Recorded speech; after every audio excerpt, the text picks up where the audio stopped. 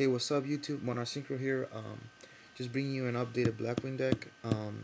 This is the build that I've been using this past, I don't know.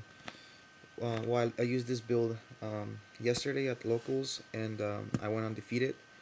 Um, I played Scraps, played Machina Salvo Overload or something like that, and I played Frognarks.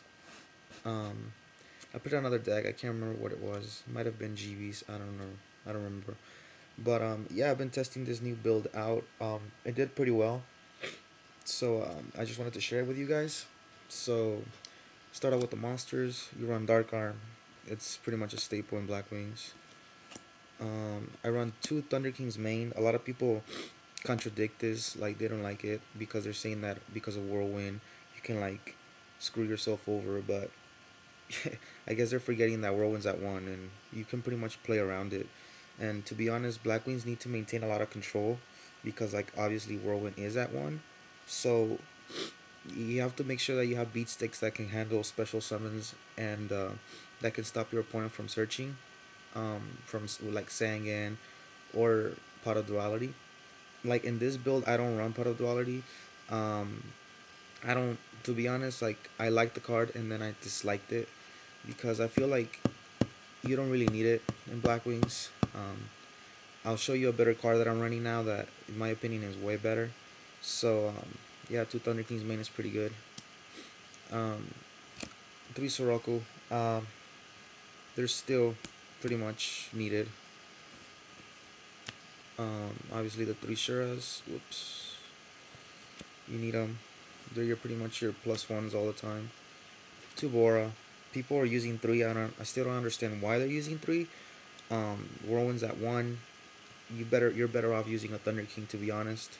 Um, two Boras are still pretty good. You can get them easily if you really need them with Whirlwind. Three Kalutes, your mini Honest. These are pretty much broken. It gives you a lot of options and can pretty much make you run over every single monster that your opponent has. Two Blizzard. I've seen a lot of people use three. I mean, it's fine. I mean, if you don't want to use Thunder Kings, you can use a third Blizzard. It's a great top deck. I'm not gonna deny that, but it's just the fact that just opening up with too many of these can like really clog your hand, and it kind of sucks when you draw like Vayu, Gale, Double Blizzard, and it's like it just goes downhill from there. So I just like two. It's pretty good for me. It works for me well. Obviously Gale staple. It'll always be a staple. And I use two values. The only reason why I run two values is because I hate drawing the like when I had one, I would always draw it, and it's like, um, I couldn't do the combo Stardust Silverwind. I don't know if a lot of people know it. I'm pretty sure I've discussed it. I'm not sure, but what you pretty much do is you pretty much like if you have a Whirlwind or if you already have this, you summon Shura, get Gale with Whirlwind, or you can just bring out Gale if you have it. Shrink whatever monster they have. Attack with Shura. Um, you get out a value and attack. And then what you do is you synchro these two, Gale and that, for an Armor Master, and then you synchro these two for a Stardust, and then you remove Armor Master and value from graveyard and make a silver one. That's pretty much you're pretty much trading these two cards for a Stardust and a silver one, pretty much, and not to mention that it speeds up your deck by 1. And yeah, I like that combo a lot. And the reason why obviously I run two values is because if I draw one, then I can't do the combo anymore. And not to mention that if even if I do draw like the other one, I can always make a Brionic and pitch it. And if I have a Soroku, it pretty much becomes live. That's it for the monsters. For the magic, I run 3 Book of Moon. They're pretty much needed. It's a control card, even though it's a -1 technically. You just need it because it just saves you from getting plussed really hard, and it gets over Trap Stun. It gets over Decree, which is pretty good. Debris plants pretty much hate that card, just like X Sabers. Two MSTs, they're still pretty good, even though you hit sometimes things randomly. That random card that you hit could be the card that makes you win. You know. Staples right here, pretty much these three are staple. Obviously, Whirlwind's a staple. Allure is a staple as well. That's pretty much it. For the traps, I run triple Icarus. You have to. These are pretty much the cards that pretty much get you a +1. When you summon like a Shura, they go bottom as you go Icarus and hit their other 2 cards. Um, this is something that I've been testing, and I gotta give credit to my friend Paul. Shout out to him.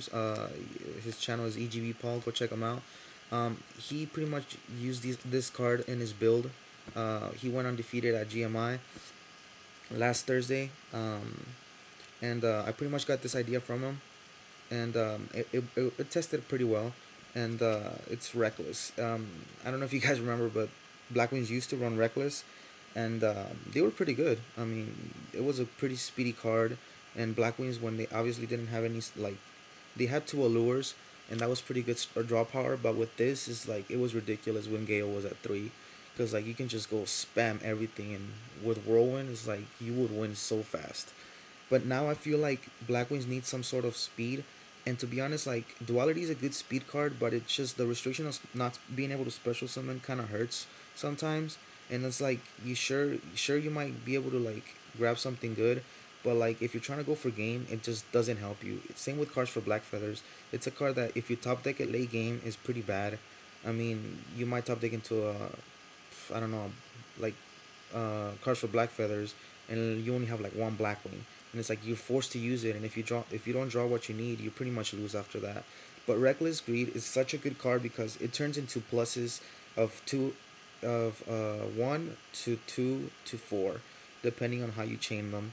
And to be honest, this card rewards the player that's conservative and is able to save them for late game and not just activate them randomly. Because obviously this card, like, if you activate one randomly and you don't have another one of these, what's gonna happen is this card is gonna turn into a minus, because you waste a card to just get a +1 for 1 turn. But the thing is that you're gonna have to skip 2 draw phases. That means that you break even on the first draw phase and then you go minus on the second.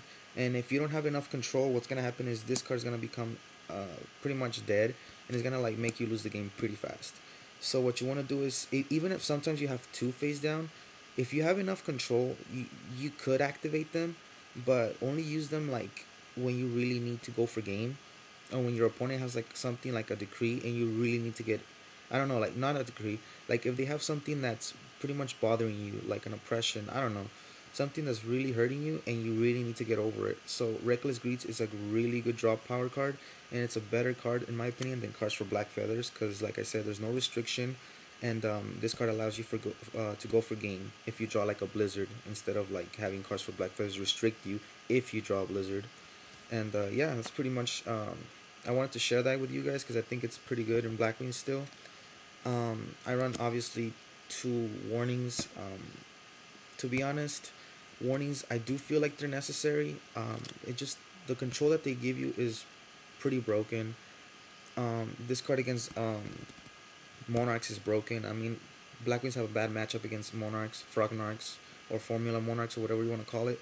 And you need these cards to like stop their 1s-for-1s.